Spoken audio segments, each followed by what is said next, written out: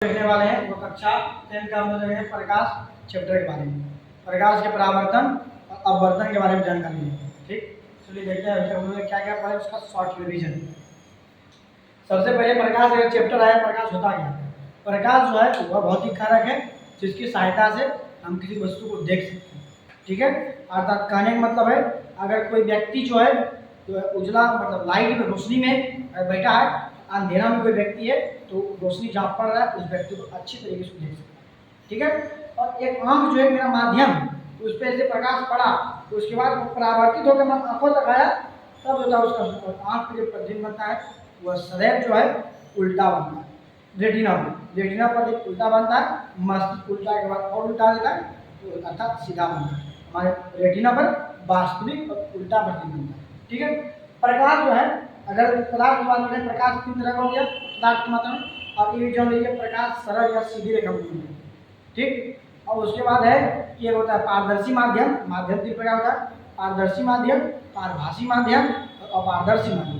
पारदर्शी माध्यम होता है कि जिससे प्रकाश की किरण जो है आसानी से पार कर जाए उसे पारदर्शी माध्यम कहते हैं। जैसे व्हाइट कांच हो गया, व्हाइट आपका फ्लोथिन हो गया, ये सब पारदर्शी माध्यम है। लेकिन अगर हम बात करें कि अपारदर्शी माध्यम का जिससे प्रकाश की किरण जो है वह आर पार ना हो, जैसे आपका दीवार हो गया या आपका बोर्ड हो गया, इससे प्रकाश का मोटा गद्दा हो गया, ये अपारदर्शी हो जाएगा। लेकिन पारभासी की बात करें आंशिक रूप से पार होगा उसे हम लोग कहेंगे क्या, पारभासी। एक बोर्ड पे सब दिया हुआ है, पारदर्शी उसको बोलते हैं जिससे प्रकाश की आर पार हो सके, पारदर्शी। और यह जो है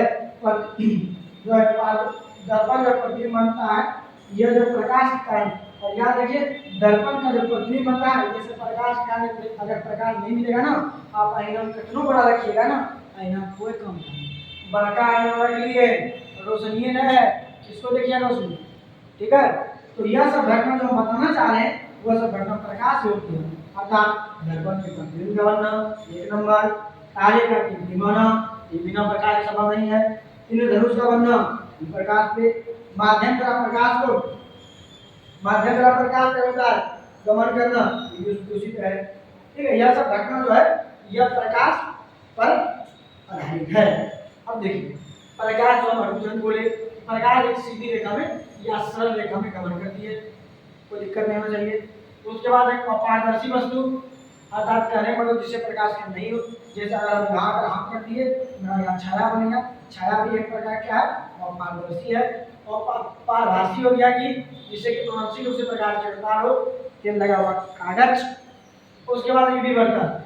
अभी हम एक चीज बोले कि प्रकाश की जो किरण सीधी रेखा में बनती है, कुछ रेखा में टेढ़ी मेढ़ी रेखा में बनती है। जब वस्तु बहुत छोटा हो प्रकाश की टेढ़ी मेढ़ी रेखा में बन गया उस घटना को कहते हैं विवर्तन। इसका विस्तृत ज्ञान हम लोग आगे के अध्याय में लेंगे।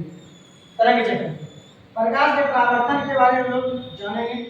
प्रकाश का परावर्तन क्या होता है, एक चमकदार होता है जब कोई चीज को पॉलिश करते हैं, मान लीजिए दर्पण है, दर्पण को लोग पॉलिश कर रहे हैं, यह पॉलिश हम लोग करते हैं सिल्वर ब्रोमाइड, सिल्वर ब्रोमाइड से पॉलिश किया जाता है और यहाँ व्यक्ति को खड़ा रखते हैं ताकि उसका इमेज सही सही बने। ठीक है, अगर पॉलिश नहीं करेंगे इस पर चश्मा बांध के चश्मा का प्रतिबिंब नहीं बनता है ना तो आर पार दिखेगा और प्रतिबिंब नहीं बनेगा।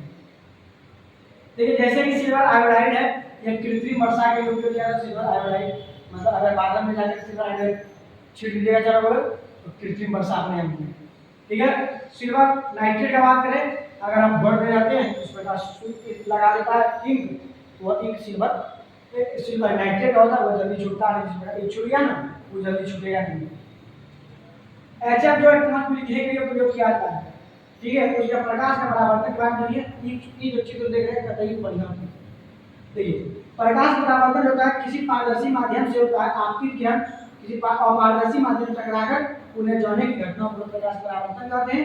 आने वाली किरण को आपतित किरण कहते हैं, परावर्तन के फलस्वरूप जाने वाली किरण को परावर्तित किरण कहते हैं। और आपतन को परावर्तित किरण छोटा भिन्न कर लीजिए, आपतित किरण और परावर्तित किरण के बीच डाला गया लंब को अभिलंब कहते हैं। आपतित किरण और परावर्तित किरण और अभिलंब के बीच बना कोण को हम लोग कहते हैं आपतन कोण, और परावर्तित किरण अभिलंब के बीच बना कोण को परावर्तन कोण कहते हैं। अगर ये तीनों चारों परिभाषा समझ गए और अगले हाथ आप बिंदु का देखिए जहाँ तीनों मिलता है, एक ही जगह पर जब मिल गया तो आपका बिंदु कहलाता है। तो देख लीजिएगा प्रकाश के परावर्तन का नियम दो गुण, क्या है दो गुण। पहला नियम कहता है कि प्रकाश, तो पहला नियम कहता है कि प्रकाश आपतित किरण परावर्तित किरण आपतन बिंदु पर खींचा गया विलंब तीनों एक ही समतल में होते हैं। दूसरा नियम कहता है कि आपतित किरण सॉरी आपतन कोण परावर्तन कोण के बराबर होते हैं, अर्थात आपतन कोण को हम लोग आई करते हैं, परावर्तन को आर करते हैं, अर्थात कोण आई बराबर कोण आर। अगर आप क्वेश्चन पूछे आपसे आपतन कोण का मान अगर 40 डिग्री है तो परावर्तन कोण का मान 40 डिग्री है। आज हम लोग जहाँ तक एनसीईआरटी के कक्षा 10 वाले जो पढ़े ये ऑन शॉर्ट रिवीजन कर देंगे पढ़ना है। धन्यवाद, आगे बढ़ें।